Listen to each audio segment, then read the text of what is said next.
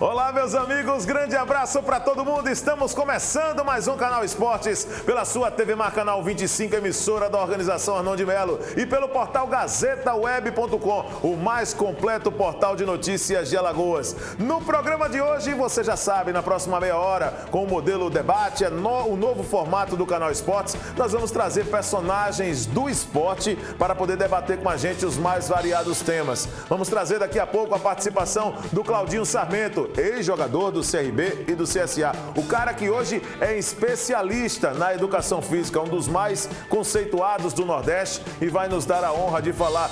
Tem a sua experiência de vida, meu amigo, para poder trabalhar com as pessoas hoje. O cara que se recuperou de inúmeras lesões. Ele e o Pedrinho do Vasco, ex-Vasco da Gama, que eu nunca vi tanto jogador como eles, que se lesionam e que se recuperam, voltaram para o esporte e hoje continua no esporte. Só que o Claudinho hoje é educador físico e vai conversar com a gente. As providências da Federação Alagoana de Futebol para o retorno do campeonato estadual e de outras competições. Vai conversar com a gente a respeito desse assunto o Luciano Sampaio, diretor de competições da Federação Alagoana de Futebol. E direto de São Paulo, o Elcio Mendonça, ele que é gerente executivo de esportes e comentarista do canal Rede TV. Pois é, vai participar com a gente também pela primeira vez para Alagoas aqui no Canal Esportes. Você já sabe, é o mais irreverente programa esportivo da TV Alagoana que está começando. O meu, o seu, o nosso. Fica aí, viu? Canal Esportes, meu filho.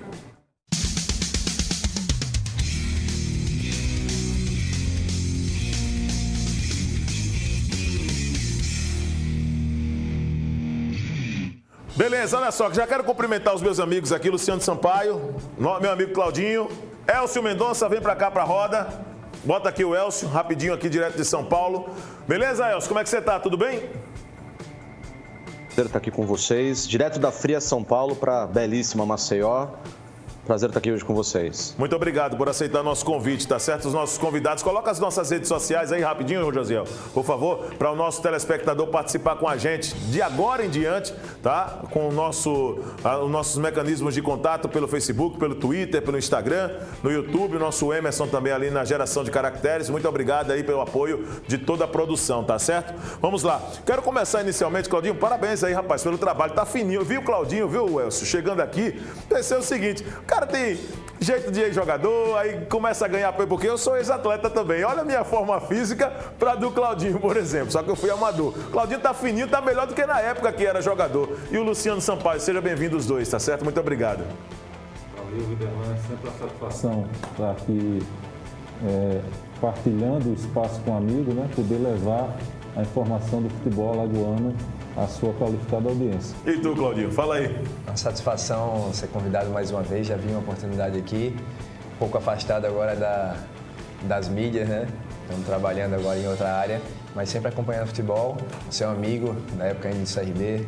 Sim. E além da questão profissional, a gente sempre batia muito papo, sempre conversava muito, e é um prazer estar aqui para poder debater sobre tudo isso. Feitas as apresentações, vamos começar o programa com o primeiro ponto, trazendo o Elcio Mendonça lá de São Paulo. Elcio, você tem acompanhado exatamente essa independência dos clubes para transmissões de jogos e isso tem gerado sim uma boa receita para o Flamengo, por exemplo, que é o clube que saiu na frente em relação aos outros. Quais os efeitos, já que você faz hoje um papel muito importante como gerente de esportes de uma grande emissora do país, que é a Rede TV, quais os efeitos que isso tem provocado? Você acredita que, na condição geral, isso vai ser um benefício para os clubes, tanto para os pequenos como para os grandes, no caso do Flamengo, por exemplo? Bom, no primeiro momento é um cenário de incerteza ainda, porque, como o nome diz, a MP ela é provisória, ela ainda vai passar pelo Legislativo, pode ser que sofra alterações, mas diante do cenário apontado inicialmente eu sou favorável, porque uma coisa é o direito de arena, que é o que está em discussão, que é o direito da transmissão ser do mandante, seja ele o Flamengo, o CRB, o CSA, você ser o mandante e o responsável. Hoje no Brasil, você tem um modelo único no mundo, que os dois times são obrigados a assinar com a mesma emissora para você poder transmitir. Era assim até a MP ser sancionada há pouco tempo. Eu sou favorável, porque Primeiro, você dá uma força maior para os clubes negociarem. Você tem 19 jogos, no caso do Brasileirão, para ir ao mercado, tentar negociar. No caso dos estaduais, você tem metade dos jogos sob o seu mando. Isso é muito importante, porque o que acontece? Vamos dar um exemplo. O time subia da segunda divisão para a primeira, para jogar a Série A. Os outros 19 times tinham contrato de TV. Você sozinho não podia fechar com nenhuma emissora. Então, acabava aceitando o valor que te davam. Hoje em dia, não. Nós temos, por exemplo, o Red Bull Bragantino, que é o único time da Série A hoje que não tem contrato com ninguém. E, diante da SMP, ele pode assinar com qualquer emissora, com qualquer plataforma de streaming e vender seus 19 jogos. Ele tem para quem vender. Ele sai do mercado onde ele não estava inserido para poder fazer a sua venda. Paralelo a isso, eu acho que é importante a discussão, e acho que ela vai surgir naturalmente até no Congresso, é a forma de negociação. Hoje no Brasil, a negociação ela é individual. Como você vê em alguns países do mundo, como você tem em Portugal, por exemplo, como você tem no México, que são modelos onde a Liga não negocia os contratos. E eu acho que isso deveria ser revisto no Brasil. É um caminho muito longo, a rivalidade muitas vezes sai do campo e vai para a mesa de negociação, vai para as diretorias, mas é importante você ter o quê? Um bloco central de negociações. Você ter os 20 times da primeira divisão, os 20 da B, os 20 da C, negociando juntos. Como isso no Brasil ainda não é um cenário a curto prazo que a gente imagina, você poder negociar individualmente é importante. E eu acredito, inclusive, que talvez a gente tenha o surgimento de subblocos. Por exemplo, você tem 8 times hoje que têm contrato com a Turner, o esporte interativo. Se amanhã, por algum problema, a Turner sai do mercado, esses 8 times, em tese, vão negociar em bloco. Então, você tem 150, 160 jogos para oferecer para qualquer emissora. Para a própria Globo, para a Rede TV, para a ESPN, para a Band, para quem quiser. E isso dá mais força. Você pode ter, por exemplo, amanhã um bloco do Nordeste, com os times da Série A, os times da Série B negociando em conjunto, ou o bloco dos times do Sul. Então, é uma reviravolta importante, porque você muda a maneira de negociar, você dá um peso maior aos clubes, e isso faz com que outras emissoras, que outros players possam participar desse mercado. Deixa de ser um jogo restrito, que você precisa ter os 20 times, ou boa parte dos 20, para poder fazer sentido a transmissão. Hoje não. Hoje um time você tem metade do campeonato. É importante esse depoimento do Elcio Mendonça, porque ele tem vivido de perto todo esse parâmetro nos clubes de São Paulo. Agora, trazendo para a nossa realidade, Claudinho e Luciano Sampaio. Luciano, inclusive, está bem mais presente hoje, mas o Claudinho, em um passado recente, também viveu tudo isso de perto. Como planejar os nossos clubes para esse novo momento, que é um momento que dá uma certa independência, com a presença de clubes já dispostos a transmitir seus próprios jogos para suas torcidas, para a sua massa, Luciano? Olha, eu concordo em parte com o que o Elcio expôs, né? Acredito que a forma como foi feita, através de MP, ela terminou atropelando um pouco em um debate prévio que poderia ser traçado envolvendo todos os interessados, né? Há alguns clubes que, inclusive, intitularam a MP do Flamengo, né? E uma situação, no momento, em que se colocou também a situação dos contratos em vigor, já assinados, que simplesmente foram atropelados com essa entrada em vigor de forma imediata da MP. Para o nosso cenário aqui, eu acredito que vai precisar acontecer um amadurecimento grande, como foi bem colocado, essa situação dos blocos, da negociação em blocos, vai precisar ser construída com os clubes da região, porque, vejamos, o CSA esteve na Série A no ano passado. Se o CSA entra numa Série A, ele ganhou um recurso muito bom, um volume de recurso inimaginável, que se recebia até uma Série B e passou a receber na Série A. Então, você imagina que jogos que o CSA iria negociar numa Série A se fosse tratar isso de forma individual, né? Quais jogos ele iria vender, ele iria negociar? Seria o jogo com o Flamengo, com o Vasco, com o Fluminense, com o São Paulo, com o Corinthians, né? E um CSA e Chapecoense, um CSA e Avaí. Sim. Haveria interesse de alguma TV para adquirir, né? Então, assim, talvez isso seja uma necessidade, a chamada MP da Liberdade também, mas eu acredito que vai passar por mudanças legislativas, adequações, ajustes, e os clubes vão precisar amadurecer muito. tanto a sua estrutura interna de marketing comercial, quanto na questão da capacidade de negociação em conjunto, de entender que certas situações precisam ser negociadas em conjunto. Entendo. O caso aqui do nosso alagoano, por exemplo, a federação tem tido o papel de negociar junto com os clubes, até bem pouco tempo junto às emissoras de transmissão. Hoje, nós perdemos a situação da TV aberta, negociada, paga, para partir para um outro modelo. E aí, como é que se negocia, por exemplo, o Jaciobá isoladamente, o Céu isoladamente? Não é querendo desmerecer a instituição, a entidade, mas o poder comercial de atração de público. Né? Então, nós temos CSA e CRB, talvez o ASA, um pouco abaixo, Coruripe, e os demais bem abaixo nesse ponto. Né? Entendo. Então, assim,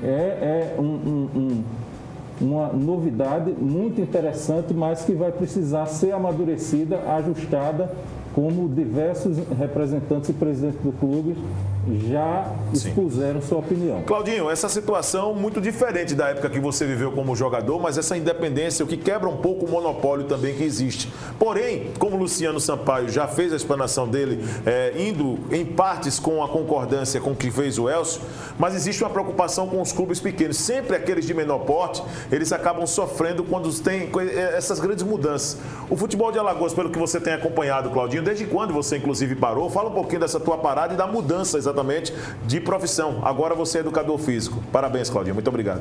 Obrigado pelo convite mais uma vez. Eu parei em 2014, né? Tive, além das 3 cirurgias que eu tive durante a carreira, tive 4 cirurgias no CSA seguida e decidi interromper minha carreira com 30 anos. Iniciei meus estudos, hoje trabalho com educação física.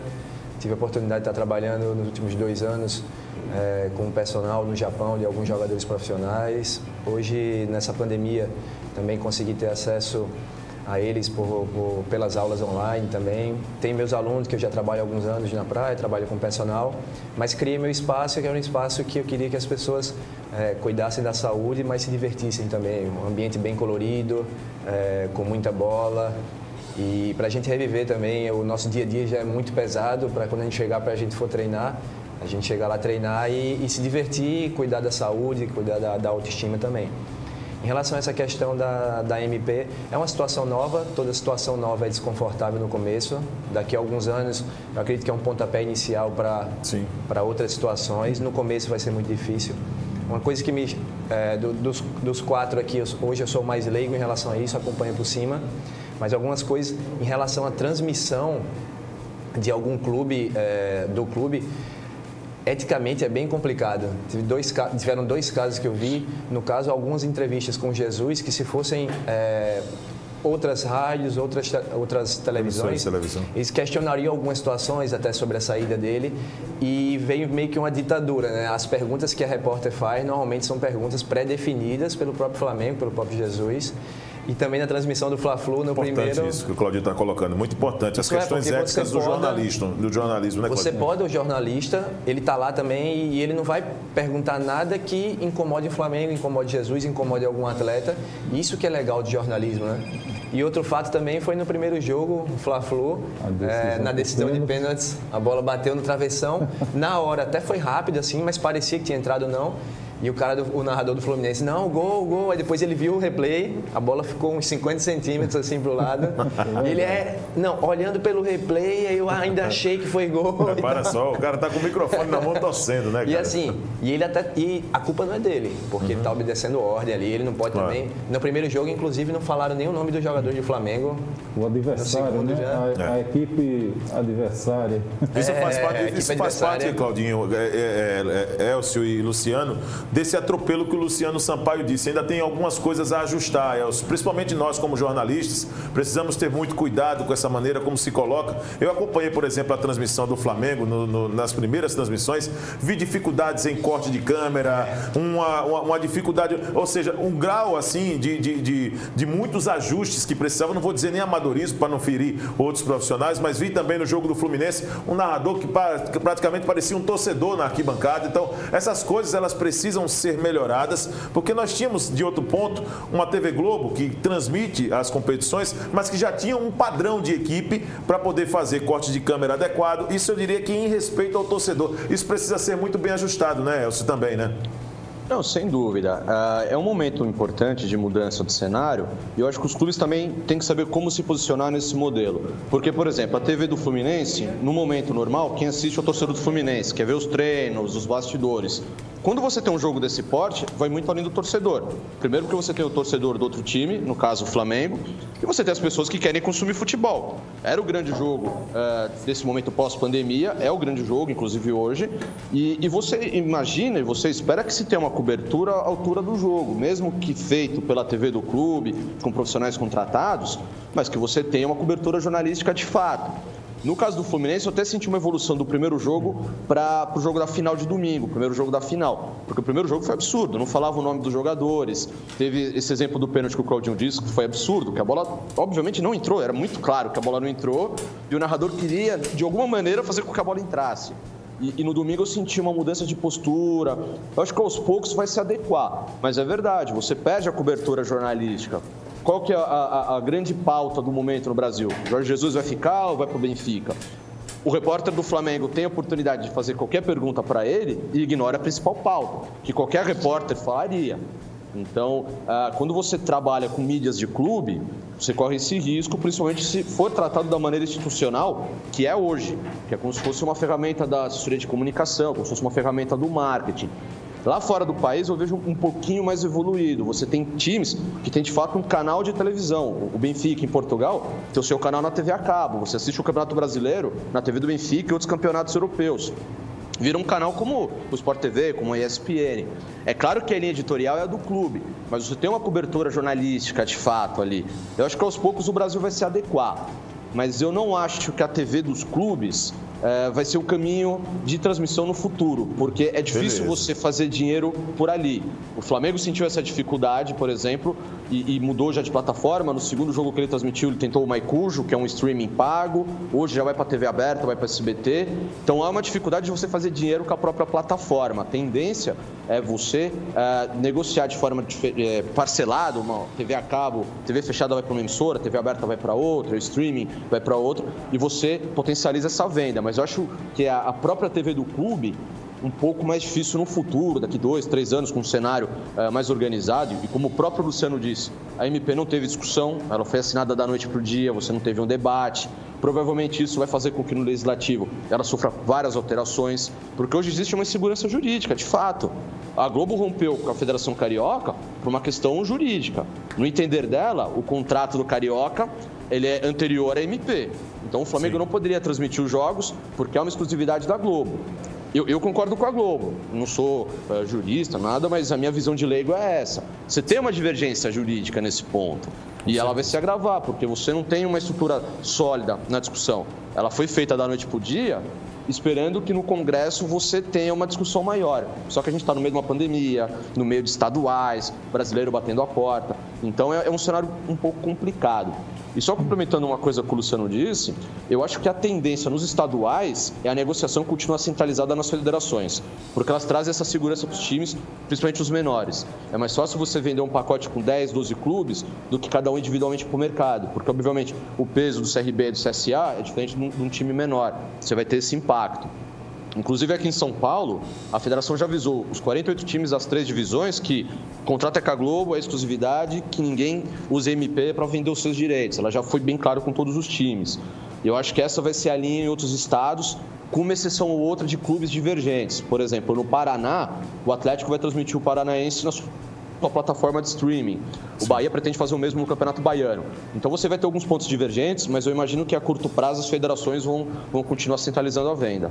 Muito obrigado, inclusive, pela participação de um debate tão aprofundado, né, tão valioso como esse, aqui no Canal Esportes. Nós estamos encerrando o primeiro momento do programa, tá certo? Nós vamos a um rápido intervalo, mas na volta o Claudinho Sarmento vai continuar conversando conosco. Eu queria saber do Claudinho como é que é para ele, depois de ter parado de jogar futebol. As pessoas, quando encontram o Claudinho na rua, dizem assim: Claudinho, e o joelho? É a primeira Primeira pergunta que faz, né? Porque o Claudinho teve um histórico aí de lesões e isso conseguiu ser superado, graças a Deus. Para o Luciano Sampaio, eu quero saber, campeonato estadual começa quando?